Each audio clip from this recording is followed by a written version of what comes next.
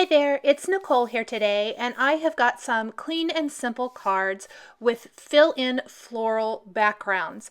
This is using all Concord and 9th products, the patterned background papers, the layered stencils, and also the fill-in greeting. This is an awesome kit. You can buy all the products together or individually, but the kit makes it so easy to make a ton of fabulous cards customized in whatever ink colors you want. Here's kind of what the card's going to look like, or exactly what the card's going to look like. I'm going to make a variation on this. This is the Concord and 9th Fill-In Florals paper pad. Fantastic pattern papers, different designs where you can fill them in. The card I showed at the beginning of the video was created with this text background pattern paper. You can see there's spots where there's fill-in areas all over it. I'm going to go ahead and tape that down kind of just lightly to my work surface. And then I'm going to take the larger floral stencil of the two and start inking it up. You could do this however you want. You could do all one color and then add the accent stenciling with a little bit darker color, or you could do a couple different colors. I wanted kind of a rainbow design, so I'm using a bunch of different distress inks. I started with picked raspberry. I'm going to add in a little barn door there. You can see I'm going definitely in rainbow order. Some carved pumpkin next. And then I will use a little squeezed lemonade. Go ahead and do a few of those. Blend out a little bit of that orange that got in that area. It doesn't have to be perfect. Definitely not. Next, some twisted citron for my nice light green. Kind of see where I want to go with that next one. I was using the first card I created as my guide. Do a few of those in green. Then I'll go to peacock feathers for my blue. Just do a couple in that. And I'll finish the base flowers with wilted violet as my lighter of the two purple colors that I'm going to use down here at the bottom. This is beautiful as is. You wouldn't even have to go in and add an extra layer, but this extra stencil layer just adds a fantastic layered looking flower. So if you go in with a little bit darker ink, in this instance, I'm going to layer barn door ink over picked raspberry. There you can kind of see what it looks like. You can remove the first stencil. I use it as a guide, and it's really not that hard to put the ink through that, so I went ahead and did that, but you could totally remove it if you wanted to. Then I took abandoned coral and used that over the barn door base flower and carved pumpkin base flower. Next, I'm going to take some mowed lawn over the twisted citron. I forgot and missed one. I will have to go back and fix that here in a second. Some fossilized amber over the yellow, or over the squeezed lemonade rather. They're both yellow. Salty ocean over the peacock feathers, and seedless preserves over the wilted violet.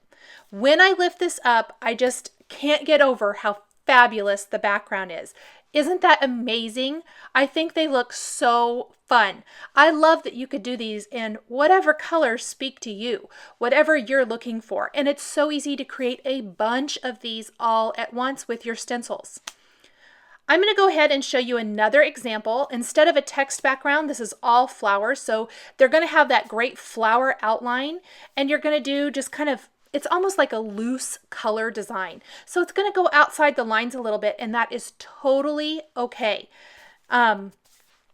It's just a completely different look. You'll see once I have it all inked up how amazing just a floral background looks.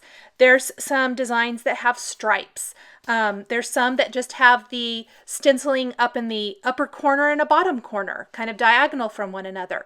Lots and lots of different ways to use these great papers. Isn't that fun? I just think it's so cool. I'm going to continue to ink these up just like I did before. Base colors are picked raspberry, barn door, carved pumpkin, squeezed lemonade, twisted citron, peacock feathers, and wilted violet. So just kind of finish all that up Here's that or wilted violet rather. Then, just like before, I'm going to take that and layer this color over. You would not have to. You could leave it as is, especially with this floral outline design. But I just wanted to get that two-tone look with my colors. So I'm covering up the picked raspberry with the barn door. I'm covering up carved pumpkin and barn door with, or not covering up, but adding over with abandoned coral. Fossilized amber goes over the squeezed lemonade. Mowed lawn for the green, the twisted citron green base layer. Salty ocean over peacock feathers. And then I'll finish with seedless preserves over wilted violet. When I lift these up, again, it's almost like magic. I love the look of these flowers with that kind of loose color all the way around them. And you can do it really quickly. I think that looks so amazing. I just love how that looks. So the pattern's already done for you. All you have to do is add some color. You could even color them in with markers or something else if you don't want to use stencils. I'm going to die cut each of these background papers with a large stitched rectangle die. It's A2 sized. This is from Lawn Fawn. I've also got a smaller rectangle die cut from vellum using one of the smaller dies from that same Lawn Fawn stitched die collection. And I'm going to take one of the fill-in sentiments from the Concord 9th stamp set. You can see they're great, big, awesome sentiments, so they're going to cover a lot of real estate. I'm going to ink that up with some Versamark ink and stamp it on the vellum. Now, a lot of times I really love the look of white embossing powder on vellum over my background. But for this card, I really wanted the greeting to pop, and I didn't think white was going to show it off that well. So what I did instead was I stamped all of my greetings on their vellum rectangles, and I'm going to sprinkle on some black embossing powder and emboss that black powder on there. That is really going to shine. It's going to really make the sentiment pop and show up and make a big statement over those really bright floral backgrounds. So I'm simply going to just sprinkle this on and then heat set both of these. I did this very much assembly line style. Think about switching up the greetings maybe and using an assortment of the greetings from this stamp set. There are a bunch of fantastic ones. And you could make a whole set of gift card or set of cards to give as a gift to someone.